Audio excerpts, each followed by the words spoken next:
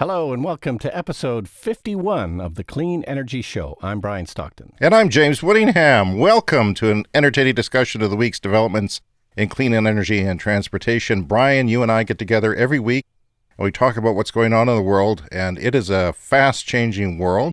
We talk about EVs, solar, batteries, wind, all the things that are helping fix the problems we have in the world, and it's always exciting, and always lots of stuff.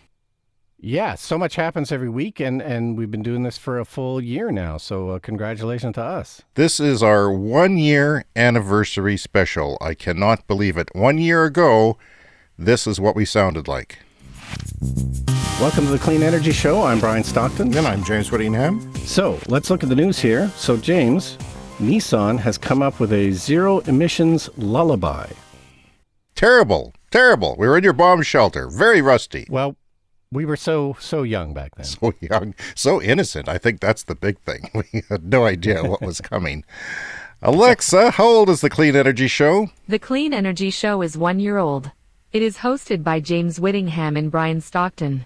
Brian Stockton is an award-winning filmmaker. Brian Stockton is also known for vehicular manslaughter in 1987, for which he was never prosecuted and lives with to this day. Wow. Someone's got to update their Wikipedia page. Yikes, I got to get on that. Well, good to know. Thank you, Alexa. Anyway, we've got a lot going on here because we've got extreme cold weather. I want to remind everyone the first part of our show is actually on YouTube this week, which we're happy to do. And we're going to talk about extreme cold weather because where we live in Regina, Saskatchewan, Canada, it has been minus 37 Celsius, which is close to minus 37 Fahrenheit for those of you keeping track in the States. It is very cold. And some places where we are, in Saskatoon, for example, is minus 40. And we've got stories from people all over Saskatchewan. There's a lot more EVs this year than there were last year, probably doubled or more. And people have had some problems. How about you, Brian? How's it going for you? No problem. Just using more power than normal. You know, you spend more time kind of, warming up the car before you go anyplace. It works great. It's a Tesla Model 3 Standard Range Plus. And, preheating the car. I just keep it plugged in as much as possible. The more you can keep it plugged in, keep the battery full and, warm it up off the house current every time you go somewhere. It works great.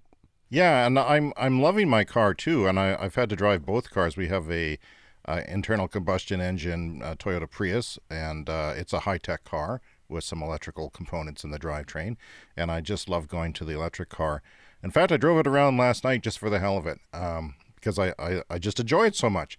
I have a 2013 Nissan Leaf that I bought used about 3 years ago, and it's 8 years old now. It was made in January in Tennessee. It's an American car. The thermometer on the gauge on the dash doesn't go below minus 30. Because apparently it doesn't go below minus 30 in the States. Well, it does here, and it works great, and I'm just thrilled with it. I did a test, and every time I post on Twitter, Brian, people are amazed. They're amazed. I post something about my solar panels working just as fine in minus 40 as they do, because they do work better in minus 40 than plus 25, because they lose efficiency at that temperature, and even probably in the plus teens Celsius, because it gets warm on the roof, and it gets 25, more than 25, they start to lose efficiency. So I'm really happy about that. And when I post about electric cars working, I get a lot of traction. I mean, I've had things that have gotten thousands and thousands. Most people ignore my tweets. I hate you for that. But I've gotten thousands and thousands of impressions on these tweets. And I remember when I did a video, which is up on our YouTube channel, about starting an electric car in minus 40. And I went up there, it's got a lot of views too. But one guy, there's always a jackass, one guy said, well, what if it wasn't plugged in? And so I was going to do a comparison between my SUV, which is old, but it's parked in the winter, and I use it for towing in the summer. And what I was going to do is try starting that without plugging it in, but I decided not to. Why? Because I think I would actually damage it. I honestly think that I would damage it. Because you're cold cranking, the cylinders have to go through cold oil, the gas has to be injected into a frozen carburetor and fuel injectors and filters, and I do not want to damage my car. Yeah, we have a gas-powered Kia Soul, which was sitting for at least a couple of days, not plugged in and very cold, these extreme temperatures. And we've got a remote start for it, which is nice. So I clicked it the other day and started it. It was sitting on the street in front of me so I could look at it from our front window. And yeah, the smoke coming out of the tailpipe was more black than normal, like it was not that proper. So it's not good for those cars to be, Ouch. especially when they haven't been plugged in. Yes. Now, sometimes my Prius starts when it's not plugged in because it uses a traction battery to turn over the crankcase, and but it makes horrible sounds when it hasn't been plugged in. But it is very reliable in starting when it accidentally has been plugged in. So what I did, Brian, and go ahead. Well, I was going to say that on the very coldest night, I got a call from my mother in the morning and her furnace wasn't working. Oh, really? So it seems that, when it hits minus 40, these gas cars have a hard time starting and furnaces have a hard time starting. It's kind of like, I think if you got a problem with your car or with your furnace, that's when it's going to kind of show itself when it gets all the way down to minus 40. So she called the furnace repair place right away and they said, oh, we're backed up. We may not get to you today because we've had lots of these kind of calls. So Wow. Even home furnaces can be susceptible to these kind of sub-zero problems. And she has a rumpus room in the house, which has got electric baseboard heaters. So she still had some heat in the house because it was sort of like an electric backup system. Well, that's frightening. I mean, I fear power outages and in this sort of weather. We had one for 11 hours. We were talking about a few weeks ago, and it was warm. It was zero-ish, but now it would be deadly. It was just, I mean, the pipes would freeze. You would have major problems. I think it's because the furnaces are running so much. And I'm just going to say again that I live in a passive solar house, and even in minus 40, the furnace does not come on during the daytime when the sun is shining through. And I would imagine a well-designed passive solar house, a modern one, would be a lot better performing than mine, which is built in 1979 and has some weaknesses in its design, one of which is the insulation in the attic, I might say. So what I did is I put my car on the road the other day and unplugged it. So it was minus 35, and I put my Nissan Leaf on the road, and I left it for 6 hours, and it lost 15% of its battery. So you might say, well, the car, what's it doing? A lot of people don't realize this. We have a lot of listeners who are prospective EV buyers or EV curious. Well, what the cars do is they heat themselves. The batteries heat themselves so that they are functioning.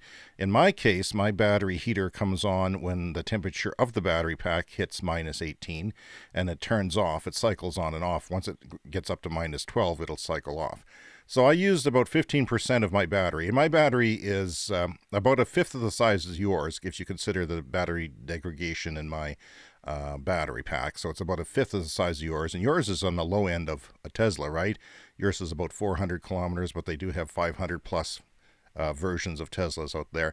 So my advice is electric cars work wonderful in the cold, but you got to have the battery pack for it. You have to have a bigger battery pack because they are going to give you twice or half the range. And I've got some stories here that we're going to get to from the YouTube groups that I want to get to from Saskatchewan to tell you what things are going. But last night I got contacted by one of our listeners, John, and he was having trouble with his Leaf because he had his Nissan Leaf, I think it's a 2016-17 Leaf, first generation, parked outside for 3 days and didn't start it. And sure enough, all electric cars have a 12-volt battery, and they're very susceptible to things if they're not used. I mean, it's kind of like that in a combustion vehicle. You have to keep using them to charge them up in cold weather, especially if they're not new. Well, anyway, he had some problems, and we're going to see what he's going to do and talk about that next week, because I don't think that his battery heated when the 12 volt went down. He had some problems with that, so that's unfortunate. But I would recommend anybody with an electric car to keep checking your 12 volt battery all the time. Every fall, put a multimeter on it and see how many volts it has, just to make sure it's in good condition, or take it to a shop, a battery store, something like that. Yeah, so you and I both used to live in Toronto, and I remember one year, this was 15, 16, 17 years ago in Toronto, there was a big cold snap where it, finally got below minus 20, which is not normal for Toronto. It's more of a minus 5, minus 10 kind of a place. It's right by Lake Ontario, so that kind of moderates the weather. But yeah, there was this one cold snap one year, and it seemed like half the cars in the city wouldn't start. Like it suddenly went below minus 20. And those 12-volt batteries, as long as it's warm out, you can kind of get by with, one that's not particularly new or doesn't, work particularly well. So there'd been 5 or 6 years of very mild winters. So everybody, was using these batteries that were maybe due for replacement. But, nobody found out about it until that one night when it went below minus 20. Right. And suddenly thousands of cars across the city wouldn't start. That's the same thing with minus 40. Here, the furnaces that have problems show up and the cars that have problems show up. Anyway, I drove my daughter to school the other day, and we drove by my neighbor, which is about 4 doors down. He was at a pickup truck with another pickup truck boosting his pickup truck, and he couldn't get it going. And I felt bad for him. And I also tried to take a picture, and it didn't work because it was too cold for my GoPro to work, so I didn't have any video from that day. I drove my daughter to school, and you drive by everyone else getting a boost and catching cabs, and then the consensus is that electric cars don't work in winter, and you're driving by all these people where you could say combustion cars don't work in winter. That would be a more accurate statement. And yet, I know it's hard to believe, people. I know it's hard to believe, but you have to understand that electric cars take care of themselves when they're working properly. They will heat their own battery pack. And it varies how long they will do that, but they're made. I mean, they have to do better. I think Tesla has to do better with cold weather, don't you? Oh, yeah, for sure. I've said before that it really feels like a designed in California kind of car when it gets to these temperatures. Like, we have some difficulty keeping the windows defrosted. Like, you like to leave it on auto climate, but then we find out like the side windows tend to get frosted over, so then we got to go into manual. So, it's issues they don't have to worry about in California. The Leaf does a great job of heating up. I'm actually really impressed with it. If you take it out of eco mode, it will heat up really great. And before we lose the video for our YouTube channel, I want to show you my COVID hair. This is my COVID hair. So there it is. Wow. That's pretty impressive, isn't it? I don't know. I'm thinking of getting my daughter to cut it. I'm thinking of just shaving it off. I don't know. What do you think? Yeah, well, I have some home hair cutting. I need a Flowbee, Brian. No, these electric clippers I bought at Consumers Distributing Really? in Toronto in the early 90s, and I still have them and I still work. My partner cuts my hair. I haven't been to a professional, hair cutter in about a year, but it doesn't look too bad. Oh, well, nobody's going to see you. You know what? There's some Model Ys that came to Saskatchewan from Tesla, and they have a defective heater sensor on them, so they're not heating at all. So these poor buggers have to drive their car 2 hours in minus 40 or minus 30 without any heat. That's what they're expected to do, which is impossible. You'll get frostbite and die. So it's tragic, and that's not about electric cars. It's just about Tesla having a defect and shipping the cars like that. And they did say that Tesla has been better than anybody else they've ever talked to as far as mechanics, service, and carrying and doing everything they can. Brian, I just want to read you some quick comments about Facebook, and there's some other people here complaining. When the owner's manual states 136 kilometers per charge in a 2014 Smart EV, guess how much I'm getting driving 90 kilometers an hour minus 33. 60 kilometers without the heater. Now that people have stated that is kind of typical based on the battery size, but without the heater part kind of concerns me. So Smart EV, no good for Canada. Wipe that off your list if it's on your list. I was going to make a list of cars. So it's unfortunate. And this is a case of somebody probably not realizing that you do lose range in winter. And if it says X number of range, that's not what you're getting in winter. So that's the main part you need to know when you buy an electric car in Canada. Yeah, and I'll just plug that website again that we've mentioned before, EV-Databaseorg, which is the place to go for slightly more accurate range readings on EVs, because they give you a cold weather figure and a warm one and highway and city. That's a super useful website. Okay, another guy here, Jim Barnsley, says, yes, size matters. My all-electric Chevrolet Bolt with 60 kilowatt battery. That's about 3 times the size of mine, provides 200 kilometers range at minus 40 and almost 400 in the summer. So that's what you're getting in the summer. No starting worries at any temperature, instant heat too. Now, Paul says our i3 gets 80 kilometers under those circumstances, but he says, LOL, no worries. He's enjoying his car. If you're buying a car just as a city car like I am, and, and you live in a small city like I do, it's a no-brainer. But if you want a car to be your main car, travel on the highway, do these long commutes, which some people buy electric cars for to save money, you need a big battery. And if you have it, you'll be laughing. You'll never look back. So, yeah. So just the guy who's getting his Model Y towed, he says, Sean McIntyre has been absolutely amazing, patient, gone way and above, beyond what any mechanic has ever done for me. So big shout out to him. Another person with a Tesla lost 30 kilometers of range overnight with my baby parked outside. I've had enough with this winter garbage, he says. Summer. Fortunately, it's not always cold. We actually had a pretty warm winter. Now, Brian, if you'll indulge me, I'm going to read some comments about what people like about their electric cars in Saskatchewan, Canada. Never have to worry about cold dead battery, frozen engine, or frozen fuel. It just turns on, and pre-warming from inside the house where it is warm. David Patterson. Another one says, when I go out, my car is always warm because I leave the heat on without the car running. No nicer feeling than getting into a warm car when it's minus 35, says Curtis Bloom. I can agree with that. My car is toaster hot, and it's just, wow, it's such a refuge from the cold. I can run the car and heat it up in the garage without getting carbon monoxide poisoning, says Ryan. That's one thing that he likes about electric cars. And I don't have a garage. We both have garage envy. Jessica Wolf says, I don't have to freeze my A off pumping gas at minus 40. I also enjoy that, Brian. I never go to a gas station.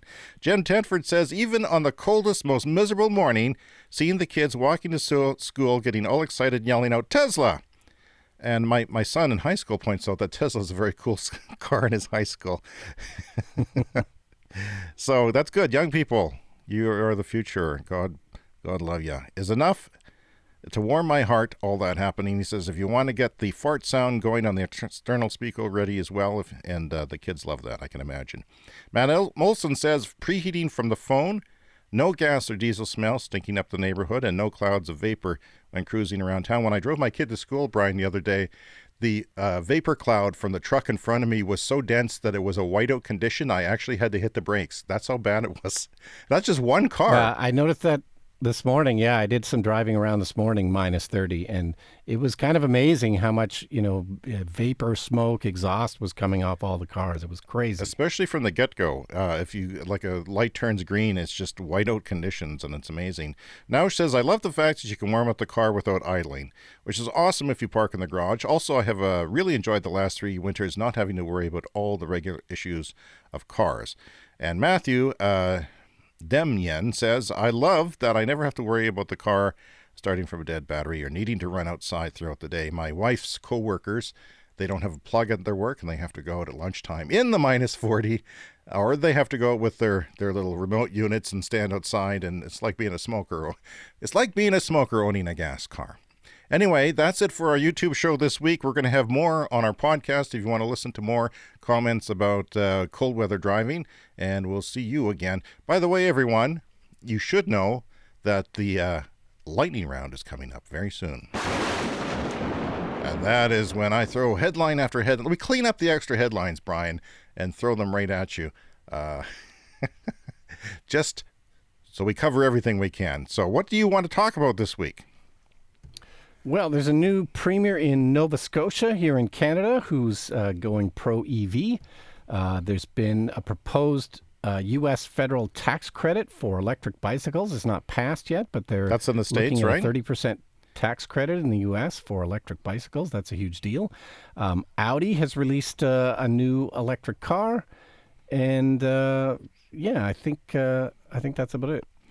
Well, and Apple and Hyundai, we talked about this last week. It was seeming like it was getting kind of confirmed that Hyundai and Apple were going to work together to make the Apple electric car. And now the talks have ended. And Apple, they've been working on this car since 2014 and still don't have a partner to make it with. So Hyundai appears to be out of the picture, and they're looking at other possible partners. Brian, yes, so that's an update to something we've said before. I have another update to something. I want to update and correct something about passenger electric planes in Canada. that I made a misassumption on, and we have some updated information because they're in the news again. So we'll get to that a bit later. And, there's an emerging global consensus that the time has come to transition to big petroleum, to a post-petroleum future. I think that is the message of what has changed in the last year for us since we started a year ago, 51 episodes later, is that there is that global consensus. We're ready now, and investment and just the political will from people and some governments and some politicians is getting that. So I'm looking forward to and it next feels year. like the whole COVID pandemic has maybe just accelerated things. I think we were heading in this direction anyway, but the pandemic has given us all more time to ponder our existence, I guess. And lots of things have been accelerated, and the clean energy movement seems to be one of them.